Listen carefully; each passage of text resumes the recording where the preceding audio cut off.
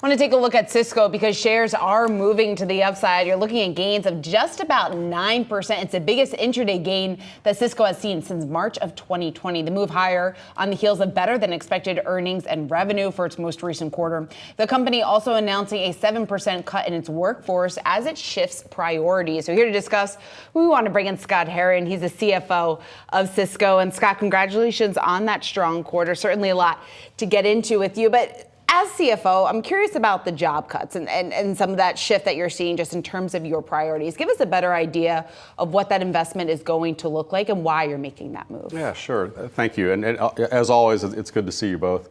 It was a good quarter. It was a good finish to what's been a pretty challenging year for us, as you know.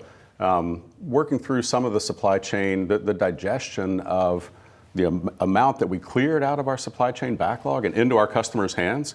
And as we cleared that bottleneck and moved to them, they had to get all that implemented. And we had felt all along, based on the data we had, that would clear during this quarter.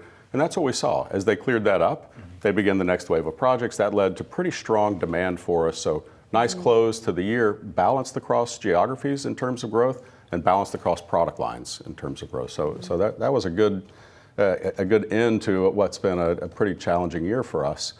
I think within that, when you start to look at where the fastest growing parts of our business, and this gets to the action that we had to take, the fastest growing parts where we're investing heavily and pivoting more of our resources to are, of course, around AI. You can't have a conversation without talking about AI anymore, it seems.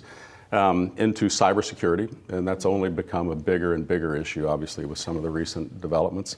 And into cloud and networking more broadly. That continues to be by far the biggest part of our business. And so as we looked at how can we pivot more to those fast growing areas, we had to look for efficiencies around the company. And so as we did that, trying to pull efficiencies out, take the money that would have been spent there and put it into reallocating resources to the fastest growing parts of our business. I think it's what you'd expect us to do. It's what our employees expect us to do.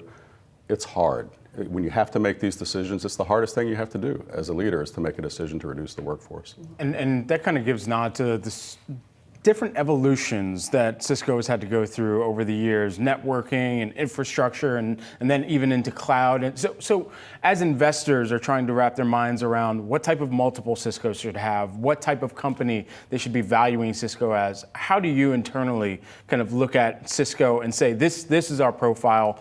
How would you define this Cisco right now? Yeah, I think that what we're seeing more and more is security and networking not being two separate marketplaces, but what people want is secure networks, right? And so we also made some organizational shifts to better align between those two parts of the company, so that what we're selling is one thing to our customers, and it's not we're going to sell you networking, then we're going to sell you security. It's secure networking. That is clearly a growth area. It's a space that we've invested in pretty heavily. A couple of years ago, we pivoted a lot of resources into our security business. We saw really nice growth, double-digit growth in sales in our security space last quarter. So really nice trend there.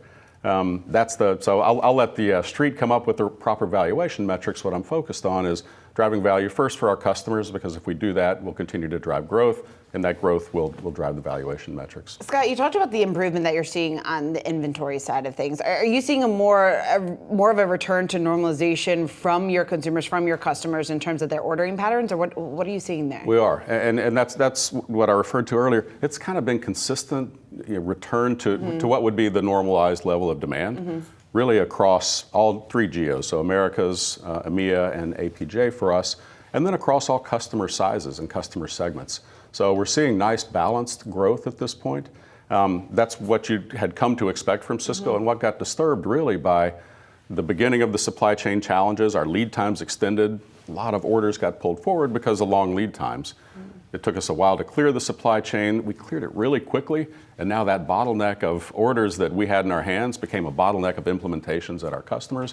As those cleared, we returned to a much more normalized demand pattern, kind of across the board, and that bodes well for as we just ended our fiscal year. It ended at the end of July. We're beginning the next fiscal year now, and it bodes well for the guidance that we gave for fiscal 25. Even in that normalization of deals right now, are you seeing, what type of deal scrutiny are you seeing, and is that elongating the typical deal cycles that you've been accustomed to over the years? I would say it's unchanged over the last couple of quarters, but it clearly has as we've gone through some of the economic challenges broadly, not just Cisco, but broadly across the board. What's really interesting, I was speaking to our head of sales yesterday, and he had as I was asking him, like, what are you seeing? Are you seeing any change in this? And he said, the level of scrutiny has gone up, but if it's properly vetted, it gets done. And that's what we saw. We had several large transactions closed during what was our fiscal fourth quarter, and highlighted some of those during the earnings call. We had 4 specifically, and it's a really interesting trend as we talk about AI, that were greater than $100 million each, that we're really selling what people know Cisco for. We're selling routers, we're selling switches and security, but when you look at what was the customer trying to accomplish, it was enabling the infrastructure they have to run AI inside their business, either for their own productivity or to deliver products that drive their customers' productivity. Scott Herren, Cisco CFO, always a pleasure to grab some time with you after earnings. Likewise, Brad, Shauna, thank you.